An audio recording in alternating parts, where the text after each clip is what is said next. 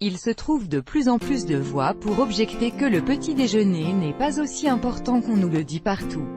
Je suis également de ce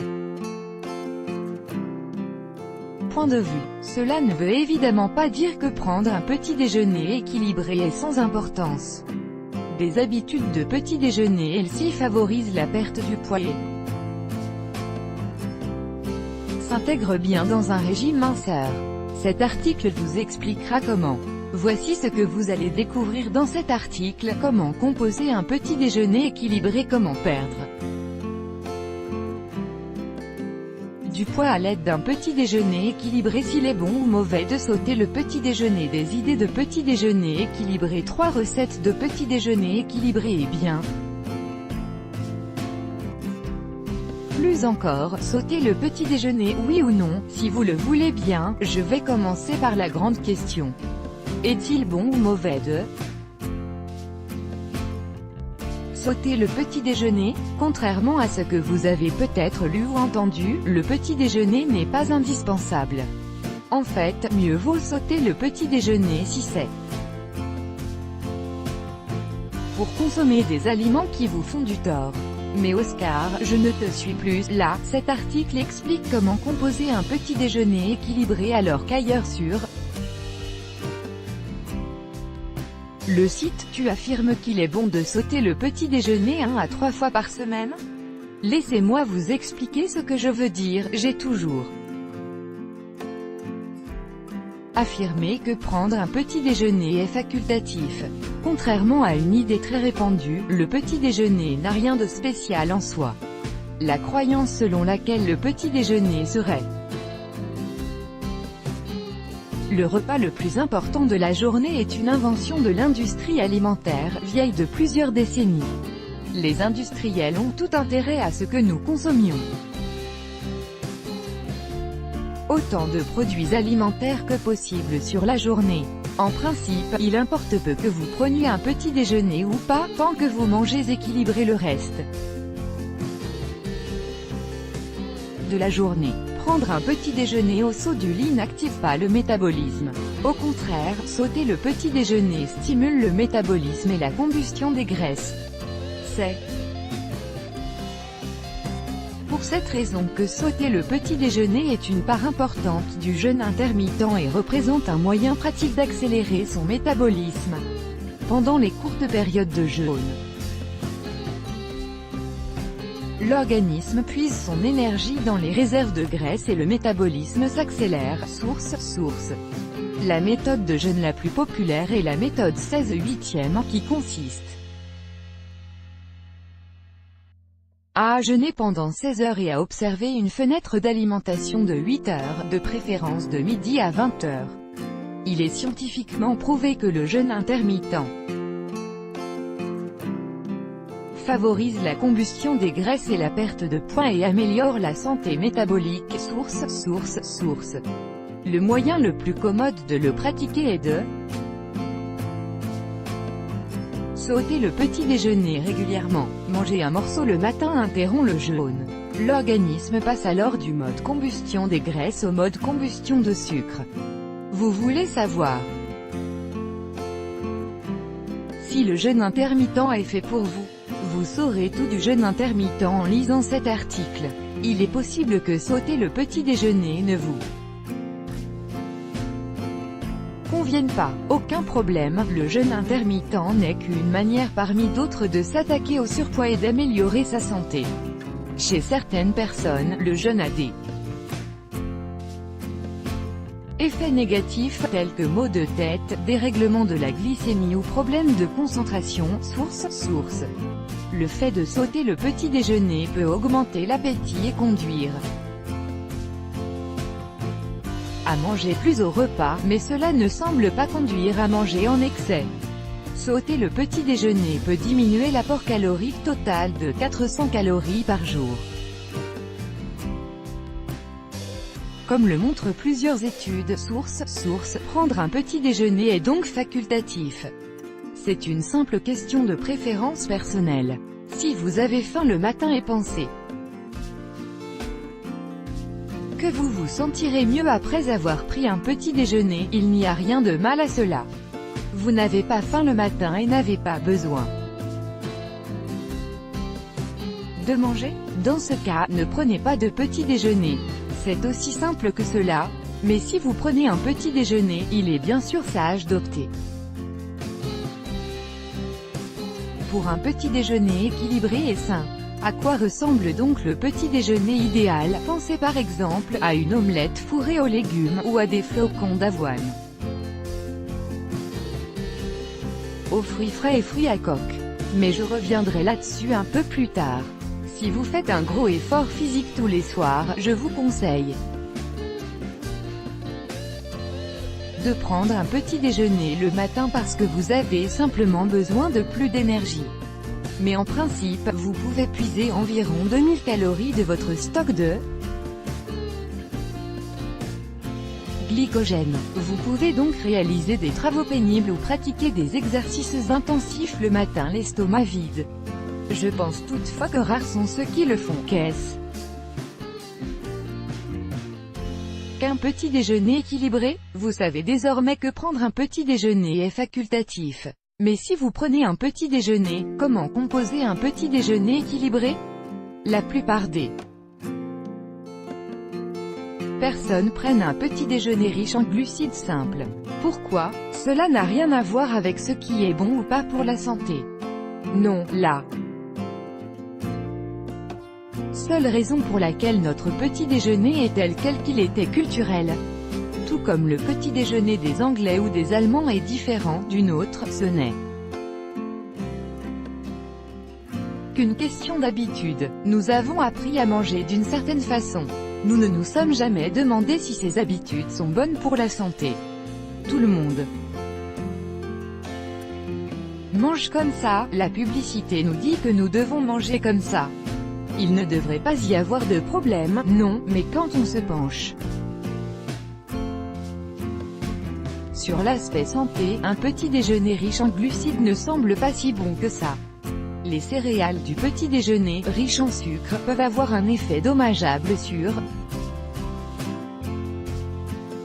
votre poids. Au contraire, prendre un petit déjeuner équilibré peut-il aider à perdre du poids?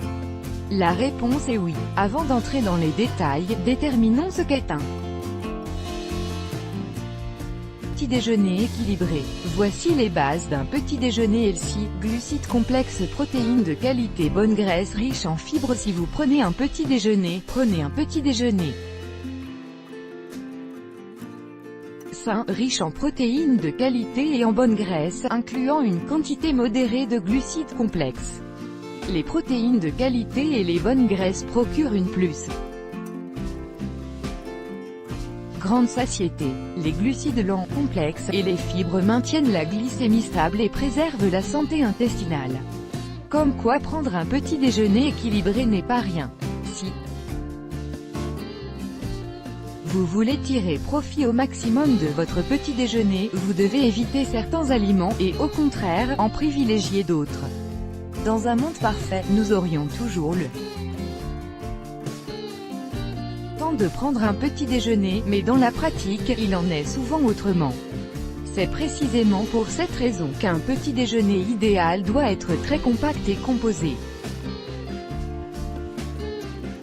exclusivement d'aliments sains. À mon sens, un petit déjeuner équilibré est riche en protéines et complété de bonnes graisses, de fibres et d'une quantité limitée de sucre lent. Par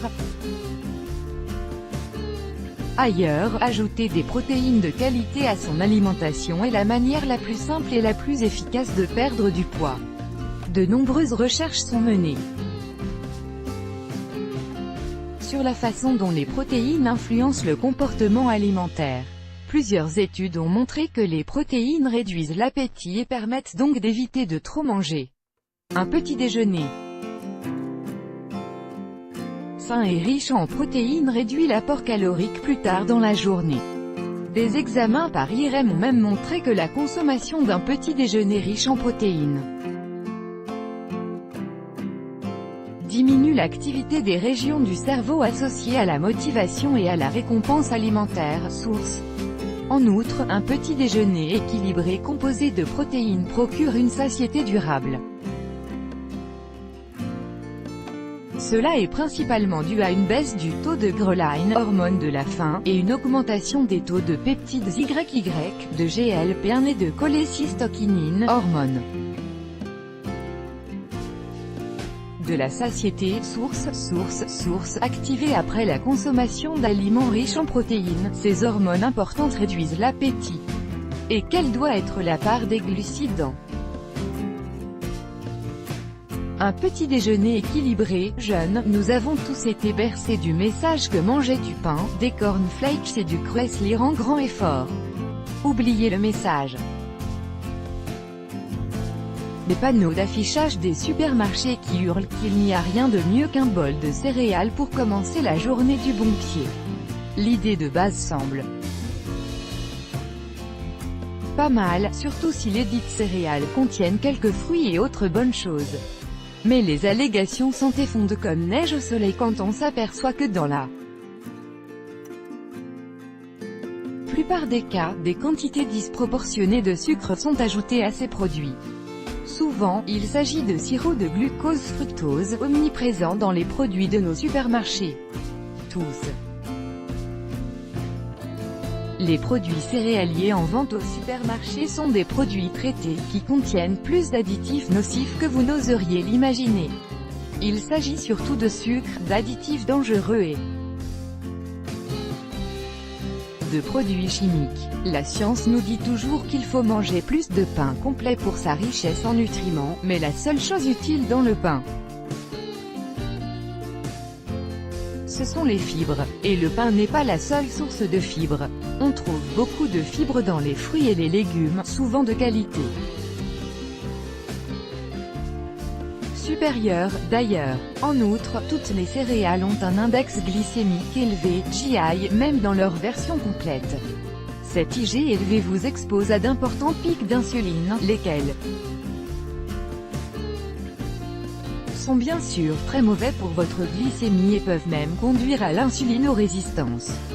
Vous comprenez maintenant que manger des produits comme des cornflakes et du Cresly au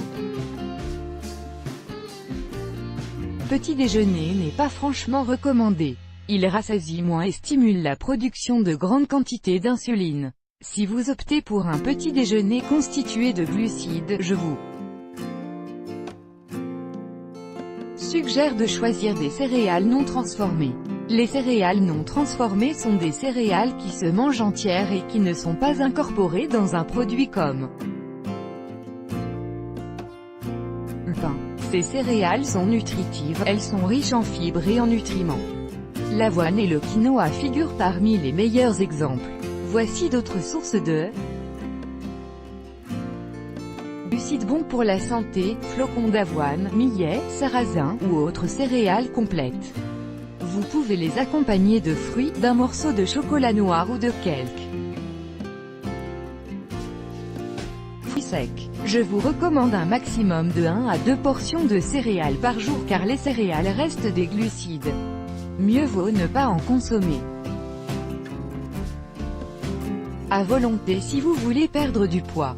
Petit déjeuner équilibré et perte de poids. Certes, l'exercice physique est bon pour la santé et contribue à perdre du poids. Mais la clé de la perte de poids demeure une alimentation saine. Pour perdre du poids, faire attention à son alimentation est plus important que faire du sport. Un petit déjeuner équilibré peut aider à perdre la graisse corporelle superflue, selon plusieurs études. Une étude menée sur plus de 150 adolescents obèses chinois sur 3 mois a montré que le remplacement d'un petit déjeuner à base de céréales par un petit déjeuner composé d'œufs conduit à une perte de poids beaucoup plus conséquente. Les participants qui mangeaient des œufs au petit déjeuner ont perdu près de 4% de leur poids, tandis que les participants qui mangeaient des céréales n'ont perdu que 0,2% de leur poids. Source: dans une autre étude, les participants à programme de régime ont été répartis en 2 groupes. Les participants du premier groupe mangeaient un petit déjeuner à base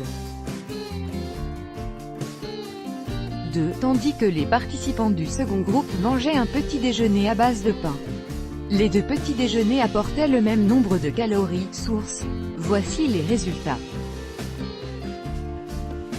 Constaté chez les participants qui prenaient un petit déjeuner à base de au bout de 2 mois, une perte de poids 65% supérieure à celle des participants. De l'autre groupe, une perte de tour de taille 34% supérieure. Comme vous pouvez le voir, un petit déjeuner sain et riche en protéines peut conduire à une perte de poids conséquente, surtout si vous souffrez d'un surpoids important. Idée de petit déjeuner équilibré. Comme il peut être bon de commencer la journée avec une tasse de café. Un bon petit déjeuner et un journal. De nombreuses personnes comptent sur ce rituel matinal relaxant pour démarrer une journée chargée. Il peut cependant être difficile d'opter pour un petit déjeuner sain quand on dispose de peu de temps. Une astuce est de toujours avoir des aliments sains dans sa cuisine. Je vais vous donner quelques idées de petit déjeuner équilibré. Et mangeant ces aliments, vous pourrez éviter de trop manger pendant le reste de la journée. Voici des idées de petit déjeuner équilibré. Numéro 1. Omelette aux légumes. Une omelette d'au moins 2 œufs est un bon choix pour commencer la journée. Un œuf contient environ 7 grammes de protéines. Des études ont montré que manger des œufs au petit déjeuner augmente la satiété et permet de limiter le nombre de calories ingérées au repas suivant. Manger des œufs contribue également à équilibrer la glycémie et le taux d'insuline. Source. Les œufs durs ont l'avantage de pouvoir être préparés la veille. Lorsque vous faites une omelette, oubliez le bacon et remplacez-le par vos légumes préférés. Numéro 2. Flocons d'avoine. Les flocons d'avoine font eux aussi un petit déjeuner sain. En plus d'être rapides et faciles à préparer, des chercheurs pensent qu'ils peuvent aider à réduire la résistance à l'insuline chez certaines personnes. Les flocons d'avoine sont issus de la mouture des grains d'avoine. Ils contiennent un type de fibre unique, du nom de bêta-glucane. Cette fibre présente plusieurs bienfaits pour la santé. Elle réduit notamment le taux de cholestérol. Source. L'avoine est également riche en antioxydants, qui aident à protéger la santé cardiaque et réduisent la pression artérielle. Source. Bien que l'avoine soit sans gluten, elle est souvent traitée dans les mêmes installations que des céréales contenant du gluten. Des chercheurs ont découvert que la plus grande partie de l'avoine est contaminée par d'autres céréales, en particulier l'orge. Source. Pour augmenter la teneur en protéines de votre petit déjeuner, vous pouvez mélanger une cuillère de protéines de lactosérum à votre porridge. Numéro 3. Quark au lait. Entier. Manger du quark sans sucres ajoutés au petit déjeuner est un excellent choix si vous voulez perdre du poids. Il est riche en protéines, lesquelles peuvent augmenter le métabolisme et réduire le taux de ghrelin, l'hormone de la faim. Le quark rassasie autant que les œufs. Source. Les yaourts et le quark au lait entier ont leur place dans une alimentation équilibrée. Ils contiennent de l'acide linoléique conjugué, ALC, lequel peut favoriser la perte de poids. Source. Si vous le désirez, vous pouvez y ajouter quelques baies, graines de lin ou fruits à coque pour le rendre plus nutritif. Numéro 4. Fromage gras. Des œufs sur le plat accompagnés de fromage gras est un mets à la fois délicieux et sain. Le fromage constitue notamment une bonne source de vitamine K2. Des études récentes montrent que le fromage gras peut contribuer à prolonger l'espérance de vie et à réduire le risque d'obésité. Source. Le seul inconvénient est que le fromage gras est très riche en calories. Tenez-vous-en donc à quelques tranches de fromage gras par jour. Numéro 5. Yaourt grec. Le yaourt grec est crémeux, délicieux et nutritif. Des recherches montrent même que le yaourt Au lait entier est préférable au yaourt maigre si vous voulez perdre du poids. Le yaourt au lait entier contient de l'acide linoléique qui peut aider à combattre le surpoids. Source: choisissez toujours du yaourt non sucré. Certains yaourts grecs sont de bonnes sources de probiotiques tels que la bactérie Bifidobacterium, qui favorise la santé de la flore intestinale. Pour vous assurer de consommer des yaourts qui contiennent des probiotiques, recherchez les yaourts dont l'étiquette porte une mention telle que « contient des cultures vivantes actives ». Toutes les variétés de yaourts ne contiennent pas ces bonnes bactéries. Consultez donc d'abord les étiquettes pour vérifier la présence de probiotiques. Si vous l'en souhaitez, vous pouvez agrémenter le yaourt grec de fruits pour augmenter la teneur en vitamines, en minéraux et en fibres de votre petit déjeuner. Numéro 6. Pudding de chia très nutritive. Les graines de chia constituent une bonne source de fibres. Les graines de chia se marient parfaitement avec le lait de coco ou le lait d'amande. Une portion de graines de chia fournit 4 g de protéines, ce qui est très peu pour un petit déjeuner équilibré. Ajoutez-y donc une cuillerée de protéines de lactosérum pour apporter suffisamment de protéines à votre corps. Numéro 7. Céréales primitives au lait, fruits à coque et cacao. Les céréales primitives, épeautre, seigle, avoine et orge, sont riches en acides aminés essentiels, et ont généralement un index glycémique et une charge glycémique faible. Ajoutez-y des fruits à coque, sains et riches en nutriments et en antioxydants. Source: les fruits à coque, grâce à leur teneur en bonne graisse, sont reliés à un large éventail de bienfaits pour la santé. Ils réduisent notamment le risque maladies cardiovasculaires et de diabète de type 2. Source: le cacao est également riche en antioxydants et peut accélérer la perte de poids. Source: voici plus d'idées de petit déjeuner équilibré: smoothie noix et dattes, quinoa bowl poulet et olive bowl, coco whey et banane, omelette, avocat et tomates. Si vous préférez un petit déjeuner plus sucré, vous pouvez toujours rajouter un peu de miel ou de fraises à vos flocons d'avoine. Réduisez les fraises en purée et ajoutez-les au mélange flocons d'avoine et lait avant la cuisson. Il existe de nombreuses façons de préparer un petit déjeuner équilibré.